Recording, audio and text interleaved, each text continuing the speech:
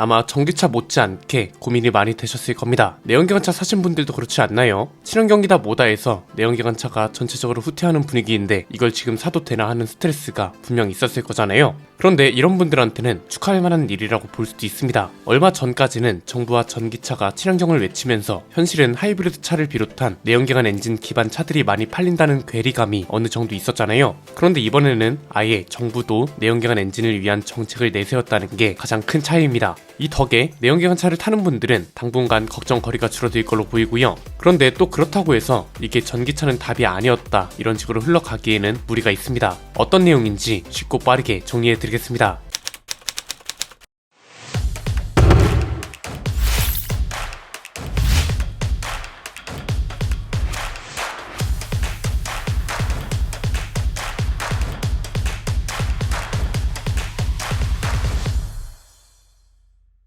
야, 이게 웬일인가요? 요즘 기름값이 살짝 불안불안했죠. 완전 비싸지지는 않았는데 뭔가 조만간 크게 오를 것 같은 느낌이었잖아요. 실제로 올해 여름에는 휘발유랑 경유 가격이 많이 내려갔었고 경유 가격은 평균 1382원까지 떨어졌었거든요. 그런데 12월 들어서는 휘발유는 1626.6원, 경유는 1523.8원까지 올랐습니다. 말도 안 되게 오르진 않았지만 살짝 불안한 시기는 맞았습니다. 왜? 유류세 인하가 12월부로 종료될 예정이었고 유류세 인하 조치가 종료되면 당연히 가격이 오를 거잖아요. 그래서 1월부터 기름값이 오른다는 건 사실상 정해진 일이었는데 정부가 갑자기 유류세 인하 조치를 더 연장하겠다고 발표해버렸습니다. 2달을 더 연장하기로 해서 내년 2월까지 유류세 인하 조치가 유지될 거라고 합니다. 이게 좀 반갑기도 하면서 뭐지 싶은 생각도 드실 겁니다. 기름값이 오르면 서민들의 부담이 커진다는 것과 요즘 경기 상황이 좋지 못하다는 것 그리고 물가 부담을 고려하면 유류세 인하 조치 연장이 맞긴 한데 한편으로는 어떤가요? 이럴 거면 차라리 유류세를 완전 개편해 버려야 하는 거 아니냐는 생각도 들죠. 그리고 유류세 인하를 연장하지 못할 거라는 의견도 있었는데 올해 국세 수입이 좋지 못하다는 게 가장 큰 이유였습니다. 세금이 덜 거치고 나가는 돈은 많고 해서 세수 부족이라는 말이 그렇게나 많았는데 유류세를 계속 인하해도 되냐 이거죠. 그래서 여러가지 갑론을박이 치열하다가 결국은 경제부총리가 유류세 인하를 2달 더 연장하겠다고 발표했습니다. 이게 벌써 2년째 유지되고 있는 겁니다. 21년 11월부터 작년 4월까지는 20%를 인하했고 작년 5월부터 6월까지는 30%를 인하해줬습니다. 그래도 안정화가 안 되니까 작년 7월부터 12월까지는 무려 37%를 인하해줬고 올해 1월부터 12월까지는 휘발유는 25%, 경유는 37% 인하를 유지 중입니다. 왜냐면 경유가 휘발유 가격을 역전한 적이 있었잖아요. 인하 조치 이후 다시 휘발유가 경유보다 비싸졌고 그래서 유류세 인하 비율도 달리 적용되고 있었던 겁니다. 일단 세금은 부족하다면서 왜 유류세 인하를 결정했는지도 중요하잖아요. 정부에서 발표한 내용은 이런 겁니다. 우크라이나 중동 사태로 인해서 국제 정세가 불안하기 때문에 안심할 수 없다는 거죠. 중동 상황이 안정적이어야 유류 수급에도 문제가 없겠죠. 수급이 잘 돼야 가격도 편차가 심하지 않을 텐데 지금은 전쟁부터 시작해서 불확실한 요인이 많기 때문에 유류세를 인하해서 가격을 안정화시킬 필요가 있다는 겁니다. 이런 생각도 들 수 있습니다. 아니 기름값이 문제면 기름값을 잡아야지 왜 하필 세금을 건드는데 그럴 수밖에 없는 이유가 있죠. 유류세가 기름값에서 차지하는 비중이 절반에 달하기 때문에 그런 겁니다. 예컨대 휘발유 가격 1,000원 중에 유류세는 500원이고 나머지 500원이 기름값이에요. 그런데 수급상황이 불안정해져서 기름값이 900원으로 올랐어요. 이때 정부에서 유류세를 100원으로 낮춰버리면 기름값이 말도 안 되게 올랐어도 소비자들이 내는 돈은 1,000원으로 유지가 되는 거잖아요. 이런 개념으로 유류세를 인하하는 건데 주유소의 시차 적용, 오를 때는 금방 오르고 내릴 때는 느리게 내는 것에 대한 비판은 자세히 설명한 영상이 있으니 이걸 참고해 주시면 될 것 같고요. 만약 예정대로 유류세 인하 조치가 종료됐다면 휘발유는 지금보다 리터당 205원, 경유는 212원이 오르게 되는 거였습니다. 차주들, 특히 화물차 운전자들한테는 부담이 꽤 크게 될 뻔했던 거죠. 물론 유류세 인하가 만병통치약은 아닙니다. 2달 정도 유류세 인하를 연장하면 세수 감소가 1조 원 정도 예상된다고 합니다. 지금도 세수가 부족하다고는 하는데 결국은 이걸 또 다른 곳에서 메꿔야 할 거잖아요.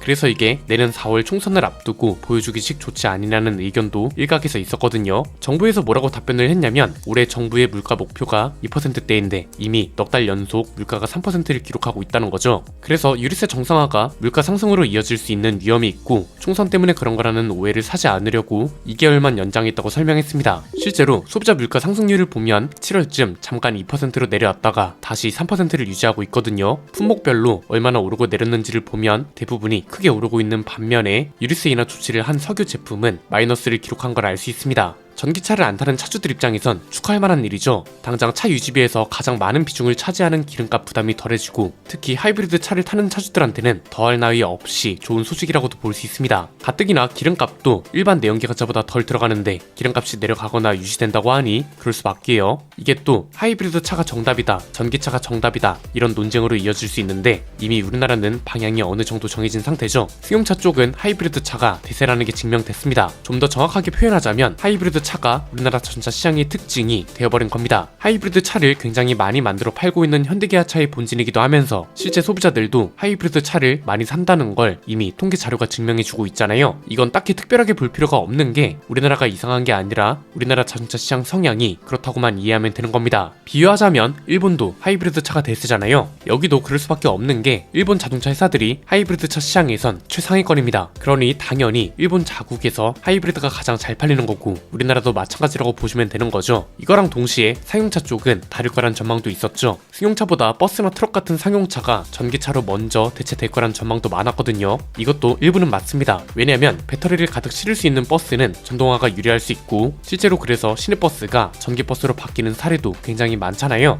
중국 전기버스 회사가 우리나라 시장을 잠식하는 속도도 빨라지고 있고요. 그런데 버스와 다르게 1톤 트럭 시장은 그렇지 못하죠. 사실 우리나라만큼 1톤 트럭 시장이 견고한 것도 없다고 보는데 포터랑 봉고의 말도 안 되는 판매량만 봐도 그렇고 그냥 도로에서 돌아다니는 1톤 트럭 중에 포터나 봉고가 아닌 경우를 보는 게 극히 드문 것도 그렇습니다. 그리고 그 중에서도 디젤차 비중이 상당하다는 것도 포인트죠. 올해 1월까지 집계된 걸 보면 포터는 전체 판매량 중에 디젤 모델 판매 비중이 88%에 달했고 봉고도 디젤 모델 비중이 84%에 달했습니다. 이유는 간단합니다. 전기 모델은 애초에 주행 가는 거리가 긴 것도 아니고 날씨가 추워지고 짐까지 많이 실으면 실수록 효율도 안 나와서 장거리가 불가능한 수준이라고 하잖아요. 여기에 충전도 자주 해줘야 하는데 전기 트럭 보급이 기하급수적으로 늘어난 것도 아닌데 벌써부터 충전 대란이란 소리가 나옵니다. 그래서 상용차 중에 1톤 트럭은 전기차로 전환이 쉽지 않은 상황이고 그래서 결국 승용차는 하이브리드 차가 대세인 것처럼 1톤 트럭은 여전히 디젤이 대세였습니다. 그런데 환경 규제 때문에 결국은 디젤 모델이 단종되고 이 자리를 또 LPG 모델이 차지하게 됐죠. 기존 LPG 트럭은 힘과 효율이 부족하다는 게 문제였는데 터보 차저를 장착하면서 어느 정도 해소를 했다고 하잖아요. 최근에 LPG 모델이 다시 출시된 이후에 포터랑 봉고 LPG 모델 합상 계약 대수가 일주일 만에 3만 대를 넘겼다고 합니다. 결국은 여기도 내연기관 엔진이 살아남은 거죠.